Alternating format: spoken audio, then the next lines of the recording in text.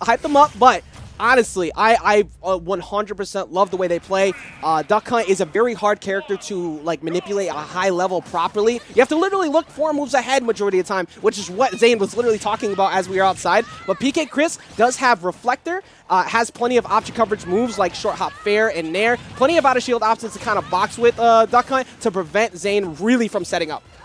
I feel like one of the most important aspects of this set moving forward from PkChris is going to be the fact that he aggressively moves with Side Magnet. Having an absorbing tool, allowing him to nullify a lot of the pressure that you see from Trick Shot, on top of being a good movement option, on top of being a combo tool, is going to be pivotal to Ness being able to snatch away stage control time and time again. And Zane is very aware of it. Yeah, and this is a run back as well from winner's side. We did see that this Zane was the one that put PkChris in losers in the first place from that very good steal of that PK Thunder off stage. So you know that PkChris is going to be much more wary of any time he decides to go off to try to go for some edge guards to avoid another situation like that. And Alpha 4 is not the first time that these two have managed to fight. They have managed to cross paths here at the meta time and time again, so they're no strangers to each other. But right now, Chris is going to be breaking first. Quite literally walked the dog to the blast zone with that down smash at the ledge. Unfortunately for Zane, did not ask for that walk to the park, but he does end up paying him back for it by biting him on the leg and getting the KO. Luckily for him, luckily for them, they did not pull off that shield there and end up getting hit by a PK Thunder too. This dog bites back. You have to be careful in those situations. If it's not a true combo, you are constantly at risk of that neutral special coming in and breaking your combos in explosive fashion. Absolutely. Speaking of explosive fashion, that can is so good at preventing ledge traps if you get it up there. It's very hard to have a character that manipulates stuff around getting ledge trapped, but because it can, especially being frame 1, you get out a lot of combos from Ness. But PkChris has been on point with defense. We've been seeing a lot of parries from him, not just in this set, but in other sets as well tonight. No, their parry game is constantly on point. Like, Chris is so good at being able to not just know the timing of when to pull back that shield, but know how to respond out of it. What a conversion! That is so, like, it's scary to put yourself into side magnet cancel that high up there because it's a pretty reactable move to catch an up air from Duck Hunt. But because PkChris was able to catch him off guard, that was a really good job to close that out. Yeah, you definitely better jump, get away from that. But a good punish. Zane having absolutely nothing to do with that and gets it down to 1 stock apiece. This is such a tight match between both of them, and Chris is going for all the options available to him.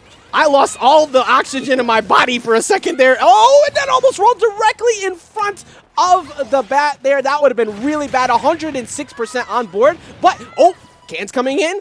Frank, this is starting to look a little bit good for Zane if they're able to actually rack up some damage and maybe find PkChris off stage. Duck Hunt does not struggle when it comes to actually getting that damage. Once the string starts, you're seeing those percentages climb very quickly.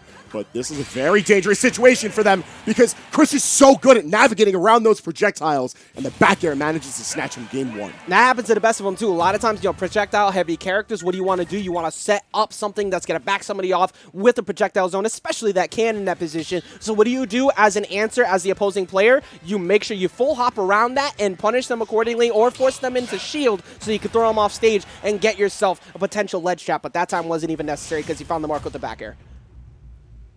Now, moving ourselves into game 2, we're going to be staying on Stadium, which makes a lot of sense because a lot of Duck Hunt's good tools stay laterally focused. The way their projectiles and the way that their aerial normals allow them to press to the ledge fits so well to the stage layout. It's also really good, too, because a lot of times when you're stressed out from the pressure that is a lot of hitboxes from Ness, you can reset neutral very easy here. You have a lot of space, and then you can set up Gunman, you can set up Can, and now you get to navigate around the platform on either side, whether you want to go on offense or defense. They truly have the best of both worlds because the tools of Duck Hunt allow them to play aggressively or passively. But regardless, they keep control of that zone. Oh, likewise for PkChris as well. If Ness gets a lot off these platforms too, so it's very good for him to be able to get consistency off of this pressure. Trying to look for a wave land right there to call out a bad landing and then calls out the jump right there. But the up air, not enough just yet. One thing I want to highlight real quick is we've seen in these little instances here, Zane having phenomenal SDI. Consistently getting out of down smash from Chris and up air. 2 very important moves, allowing Chris to not only continue combos, but end out kills. Yeah, that is very rough. Now, luckily for Chris, he does have the ability to get that kill throw. So even if you're losing out on some of those combos to find the KOs at the end, you always have the faithful back throw. But it's been very hard for Chris to navigate past this maze right now. Finally finds a trade on an air-to-air on the way back down. Back air comes out before that forward air in that position. Chris just knows, like, if he's going to only have the opportunity to land one button, back air is the one to do it. Absolutely, and that's something we see out of PkChris all the time. Uses PK Flash a few times at ledge to kind of stall to prevent any type of like really early edge guard. But when you do that too many times in front of Zane, you trip up Zane really bad and you get a footstool and you kill him at 25% because Zane accidentally got tripped up from that footstool at the ledge. Unfortunately for them, that's going to cost them a huge stock. I've never seen Footstool Side Magnet benefit Chris so much in one play. This game 2 was rolling out of control in Chris' favor.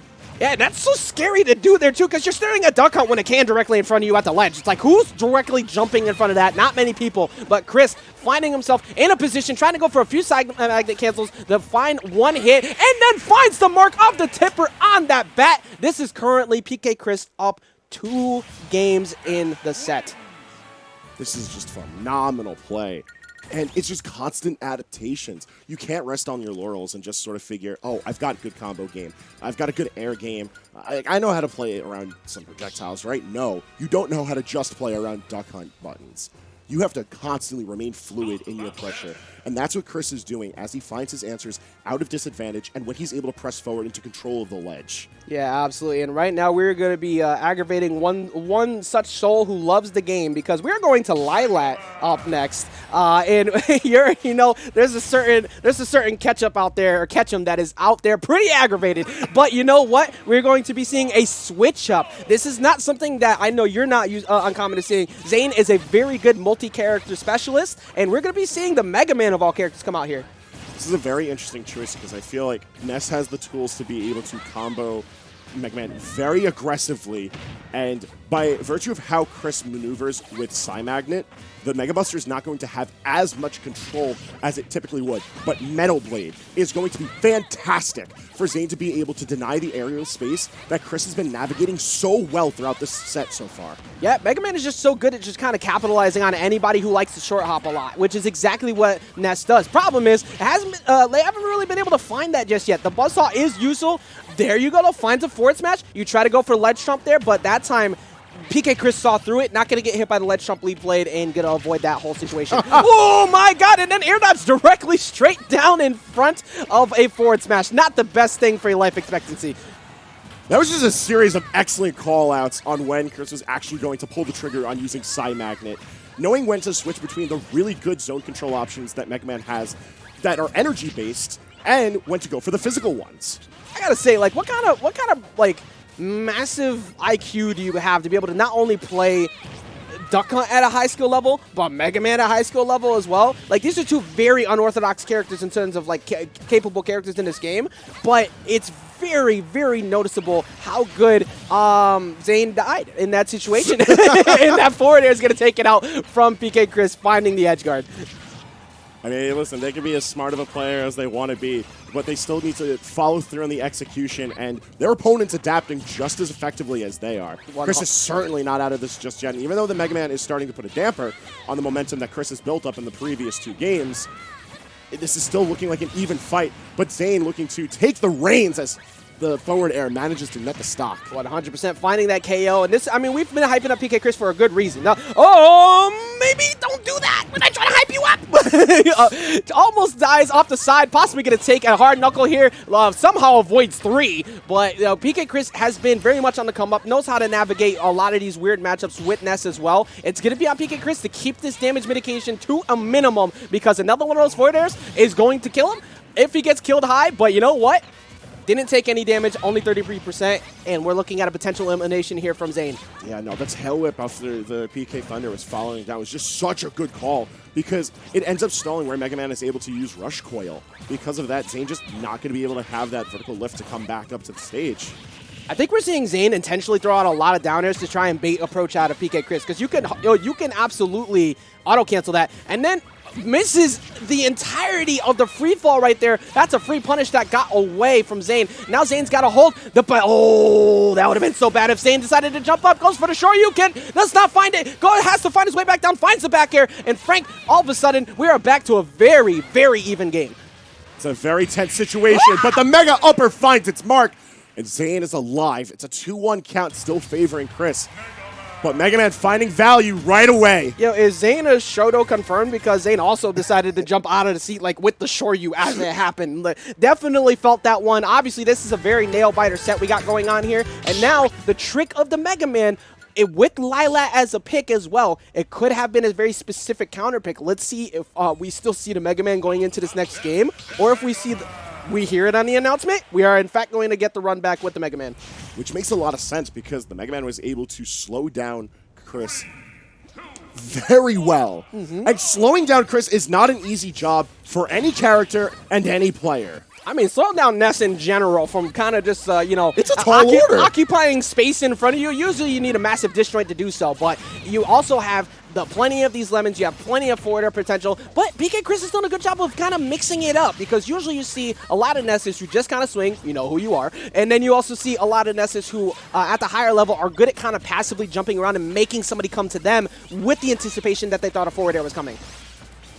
Yeah, there's been a lot of series of good calls that are coming out here from both players, because there's a lot of times where Chris has to be mindful about how he's maneuvering around. Meanwhile, Zane has to be very careful with what options they're choosing to advance with. Metal Blade is putting in a ton of work, but we're also seeing the Mega Buster come through with its shots that are able to just stifle where Ness wants to move around. Even if it's not the Psy Magnet, those jumps still putting in a lot of effort. That's the name of the game. Keep Ness on the ground. Keep him from hopping all over the place, especially with that forward air and that nair. And just the anti-air pressure from Zane has been very good. But unfortunately, when you got something like that directly in front of you, it's really hard to get out of that situation once PkChris is caught onto the fact you were hanging on ledge. You know, the ledge is just in general not a place that you want to be as Mega Man. Oh, this is a banger, by the way. Just throwing that out, just to break character really fast. Only bangers. Yeah. Literally only bangers when either of these two have to play on one of the Smash stages. Facts. Every one of you who decides to pick good music before a match up on stream, we appreciate you. You are the real heroes. Also, we're going to get a bounce off the wall. We're going to see PkChris not coming back because Hard Knuckle finally finds its mark, and then Zane accidentally goes too hard for it, and that is an SD. That is a massive SD at that. Yeah, I know. That's a heavy price to pay, but it may have just been what Zane needed in order to get something going here. Yeah, unfortunately, after that SD, though, now you got to navigate so far back up. PkChris, I don't disagree with this. Hang out up on the top platform, kind of force Zane to come to you. That way you don't capitalize, like, you don't give away a big lead you have here. Especially in a situation like that where you're looking for the air dodges in. What in the world was that interaction? Air shooter goes down. It normally comes up, then it goes down. It keeps Mega Man locked in place. Gravity won today. But right now, it'd be very nice for Zane if they can find another one of those hard knuckles to allow, you know, the lesson to be learned about physics and find another gravity hit on top of that massive dome that is Ness's head. But looking so far, it's pretty much looking like another grab is going to be the one that takes the deal.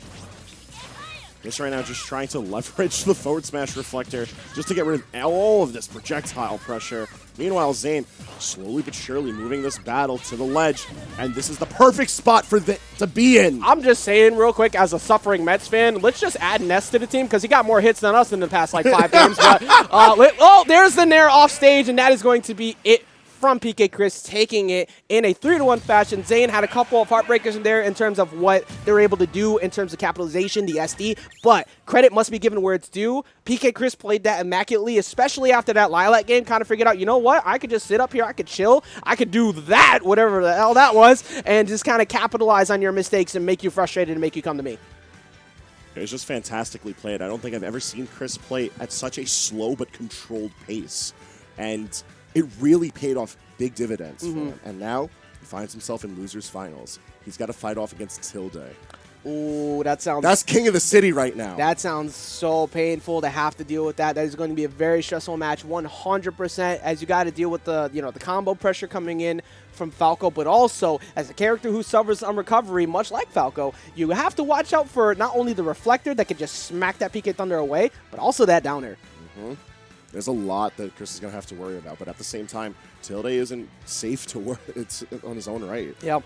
Like, he's a spacey still. At the end of the day, you still have to worry about the fact that you just sort of get edge guarded sometimes. Yeah, 100%. Like, and that's something we've seen out of the Wi-Fi world as well. But you know what else is a wonderful time for everybody? A safe bet is making sure that you go ahead